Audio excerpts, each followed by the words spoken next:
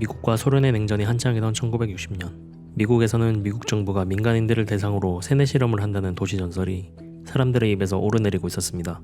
누가 들어도 영화에서나 나올 만한 이런 이야기는 대중들에게 음모론으로만 여겨지고 있었는데, 놀랍게도 1974년 뉴욕타임즈에 의해 이 도시 전설이 실제로 일어난 일이라는 것이 밝혀지게 됩니다. 그것은 바로 민간인을 대상으로 한 불법 세뇌 실험인 프로젝트 NK 울트라였습니다. 프로젝트 NK 울트라는 1950년에서 1960년 사이 CIA와 미국의 화학자 시드니 고틀립 박사에 의해 주도된 비밀 프로젝트였습니다. 이 프로젝트의 시작은 2차 세계대전이 끝나는 시점으로 거슬러 올라갑니다. 2차 세계대전 당시 나치와 일제가 사람을 대상으로 잔혹한 인체 실험을 했다는 것은 이미 공공연하게 알려진 사실입니다. 전쟁이 끝나자 미국은 이러한 실험을 자행했던 일부 과학자들의 죄를 묻기는커녕 페이퍼클립이라는 작전명으로 이들을 미국으로 받아들였는데, 그들이 불법으로 자행한 끔찍한 인체 실험의 자료들이 탐났기 때문입니다. 그리고 당시 소련과 냉전 중이었던 미국은 소련과 같은 공산주의 국가들이 사람의 정신을 조종할 수 있는 약물을 개발했다고 믿고 있었습니다. 미국 입장에서 그렇게 믿을 수밖에 없었던 이유 중 하나는 한국전쟁 당시 북한에게 포로로 잡혀 있었던 미군 포로들 일부가 공산주의를 찬양하는 모습을 보였기 때문입니다. 이러한 모습은 미국의 입장에서는 상식적으로 이해가 안 되는 일이었고, 포로들이 세뇌되었다고 믿을 수밖에 없었습니다.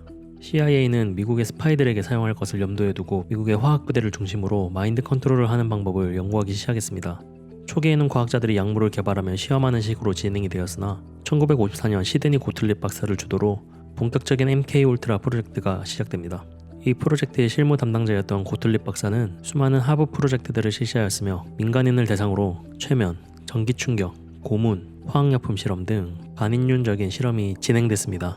당연하게도 피험자들의 동의 따위는 없었으며 대상자들의 수는 수천 명에 이르고, 그 중에는 매춘부, 죄수, 불치병 환자 등이 포함되어 있었습니다. 추후에 밝혀진 사실이지만 유나바머로 잘 알려진 테러리스트 시어도 카진스키 역시 이 실험의 피험자였습니다.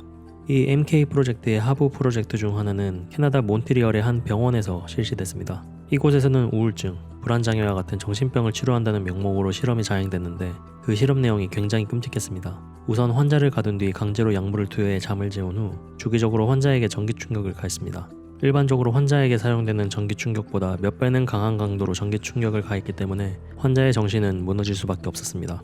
그리고 이렇게 정신이 무너진 환자에게 스피커나 헤드폰을 통해 단순한 문구를 끊임없이 반복하여 하루에 3에서 4만 회가량 강제로 듣게 만들었습니다. 문제는 이러한 반인륜적인 실험을 당했던 환자들이 심각한 수준의 정신질환자뿐만 아니라 산후우울증이나 강박증 정도의 문제를 가진 사람들도 실험을 당했다는 것입니다. 이러한 방식으로 프로젝트를 주도하고 있었던 고틀립 박사는 보다 더 효과적으로 피험자의 생각을 소거시키고 그 공허함에 새로운 생각을 주입할 방법에 대해서 고민했습니다. 그리고 고틀립 박사는 가장 좋은 방법을 찾게 되었고, 그것은 향정신성 의약품인 LSD였습니다. 고틀립과 CIA는 미국의 LSD를 사들이기 시작했습니다. 그리고 병원, 진료소, 교도소 등 신뢰할 수 있는 기관에 배포하기 시작했습니다. LSD를 이용한 실험의 목적은 피험자가 어느 정도까지의 정보를 말할 수 있는지 확인하는 것이었습니다. 이 외에도 치료라는 명목으로 LSD를 투여하기도 했는데, 켄터키의 한 정신병자는 174일 동안 LSD를 투여받았다고 합니다. LSD의 효과를 맹신하고 있던 고틀립 박사는 자신의 동료에게도 LSD를 투여하게 되는데, 그는 프랭크 올슨이라는 사람이었습니다. 고틀립 박사는 그의 술에 몰래 LSD를 탔었는데, 이를 알게 된 올슨은 고틀립 박사의 연구에 굉장한 회의를 느끼고 그의 지인들에게 고틀립 박사의 연구에 대해서 이야기를 흘리기 시작했습니다. 얼마 뒤 올슨은 뉴욕의 한 호텔에서 13층 창문 밖으로 떨어져 사망하게 되는데, 그 당시 스스로 목숨을 끊은 것으로 판단했으나 추후 LSD를 섭취당했다는 사실이 밝혀지면서 백악관이 유족들에게 사과하기도 했습니다. 그렇게 MK 울트라 프로젝트는 결국 1963년 CIA의 감찰관에 의해 해당 프로젝트의 비윤리성이 상부에 보고되면서 규모가 점점 축소됩니다.